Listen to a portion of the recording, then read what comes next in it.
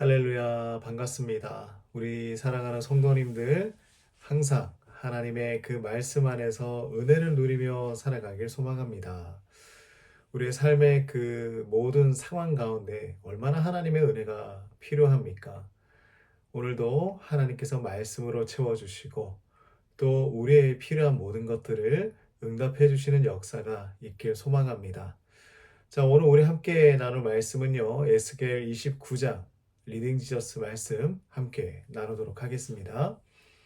우리는 종종 나의 힘과 가진 것을 의지하며 살아갈 때가 많이 있습니다.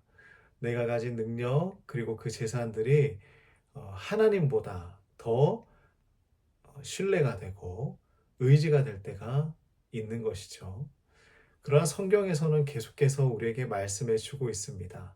진정한 보호자, 진정한 주권자가 누구인가 하는 것이죠. 오늘 본문은 이집트의 교만에 대해서 하나님께서 심판하시는 모습, 이것을 보여주고 있습니다. 그리고 우리가 누구를 신뢰하면서 살아가야 하는지 이 중요한 메시지도 함께 전달해 주고 있죠. 하나님께서는 이스라엘 주변 나라들을 하나씩 심판하고 계십니다. 그 중에 이집트라는 나라까지 오게 되었는데요. 이집트는 강대국인 바벨론과 대응할 수 있는 힘을 가진 그나마 힘이 있는 나라로 생각을 했었습니다. 그래서 주변에 작은 약소 국가들이 있었는데 이 나라들이 바벨론의 힘이 두려워서 이집트에게 손을 벌리던 그러한 때였습니다.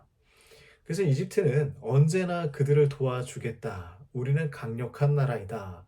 바벨론과 싸워서 이길 수 있다 하면서 그 약속 국가들과 많은 그 약속을 하면서 왔었던 것이죠. 그런데 단 한 번도 아수르나 바벨론의 족수가 된 적은 없었다라는 것이 참 아이러니합니다. 아무런 도움을 주지 못했던 나라, 그 나라가 바로 이집트였죠. 이런 이집트에게 하나님은 에스겔을 통하여서 2년 반 정도의 시간 동안 7가지의 심판의 메시지, 이것을 전달하게 하십니다. 그 내용들은 이런 것인데요. 바로 왕과 이집트를 향한 경고, 그리고 바벨론에 의해서 정복당할 것, 그리고 이집트가 멸망하게 될 것, 이 모든 내용들을 다 담고 있는 것이었습니다. 그 첫 번째 예언이 바로 오늘 본문이에요. 유다의 왕 시드기야가 있었습니다.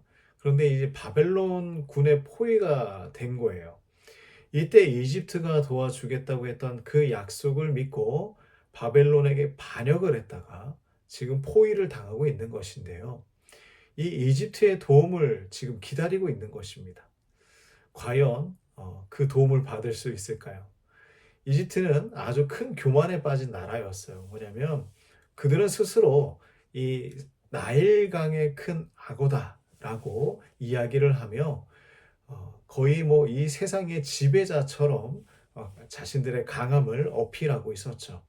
하지만 하나님께서는 그들을 바라보시면서 이야기하는 그 표현하시는 그 단어가 무엇이냐면 바로 갈대 지팡이입니다. 이집트는 갈대 지팡이다. 갈대로 만든 지팡이가 그 역할을 하겠습니까? 지팡이는 사람이 의지하며 걸어갈 수 있는 도움을 주는 도구죠. 그런데 이집트를 갈대 지팡이라고 이야기를 하십니다. 도움이 전혀 안 된다라는 거예요. 7절 말씀을 보면 손으로 잡으면 부러지고 어깨가 찢어지고 허리가 흔들린다라고 말씀을 하고 있습니다. 자, 이런 상황인데도 불구하고요. 이 이스라엘 백성들은 바벨론의 위협에서 벗어나기 위해서 하나님이 아니라 누구를 선택했습니까? 이집트를 선택했다라는 거예요. 이집트가 우리를 구원해 줄 수 있을 것이다. 사실 악어는 무엇입니까? 악어. 물 속에 있을 때는 두려움이 없는 동물이에요. 두려움이 없는 동물입니다. 하지만 오늘 본문 말씀을 보면요. 하나님이 말씀하시는 대로 마른 땅에 내 던져지는 그러한 악어라는 거예요. 마른 땅에 내 던져져 있는 악어라면 아무런 힘을 쓰지 못하고 결국에는 말라서 죽어가는 그런 악어, 그런 이집트라는 것이죠. 이런 이집트를 하나님보다 의지하고 있는 이 이스라엘 백성들을 보시면서 하나님의 마음은 어떠했을까요?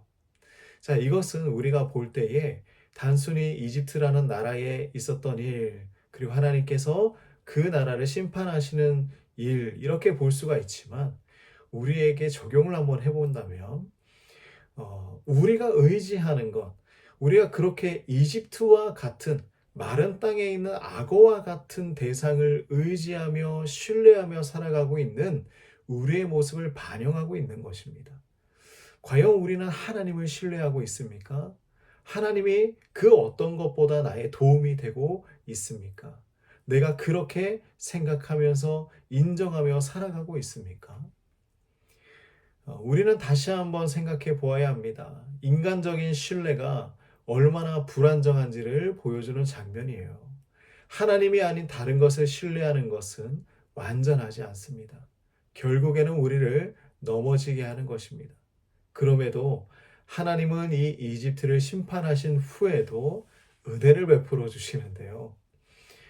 이 이집트를 회복시켜 주실 것이다 약속하십니다. 그러나 이집트는 더 이상 그 이전과 같은 그러한 영광을 되찾지는 못할 것이라 말씀하십니다. 열방 가운데에 미약한 나라로 남을 것, 이것이 바로 이집트의 운명이었습니다. 자, 이것을 통해서 하나님께서는 자신의 그 주권을 분명하게 우리에게 알려주고 있는 거예요. 아무리 강한 나라라고 할지라도 하나님의 손안에 있음을 말씀하고 있는 것입니다. 우리의 인생은 하나님의 손안에 있는 거예요. 나의 삶도 하나님의 손안에 있는 것입니다. 오늘 우리가 이 하루를 시작할 때에 이렇게 고백하면서 시작을 해야 해요. 하나님, 나의 삶이 하나님의 손안에 있습니다.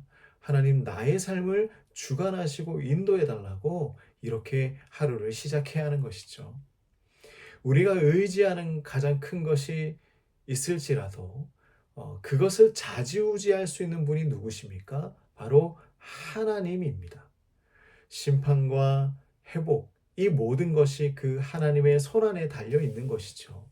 그러므로 우리가 하나님 앞에 겸손히 나아가고 하나님의 주권을 인정할 때에 우리의 삶은 굳건하게 세워질 수 있습니다. 자, 오늘 우리의 삶에서 무엇을 신뢰하고 있는지 돌아볼 수 있는 시간이 되었길 원합니다. 우리 모두 오직 하나님만을 신뢰하고 의지하는 그러한 믿음의 삶을 살아가는 우리 모든 성도님들 되시기를 축복합니다. 우리의 삶을 주관하시는 분은 하나님이십니다. 오늘 하루도 그 하나님 안에서 승리하시기를 간절히 소망합니다. 하나님 아버지 참으로 감사합니다. 우리가 때로는 세상의 것을 의지하고 하나님보다 더 신뢰하며 살아갈 때가 있습니다. 하나님, 그것이 결국에는 헛되고 그것이 우리를 온전하게 지켜주지 못할 것을 깨닫게 하여 주시고 우리가 오직 신뢰하고 믿고 따라야 하는 분이 하나님임을 인정하며 오늘 하루도 최선을 다해 살아갈 수 있도록 인도하여 주시옵소서.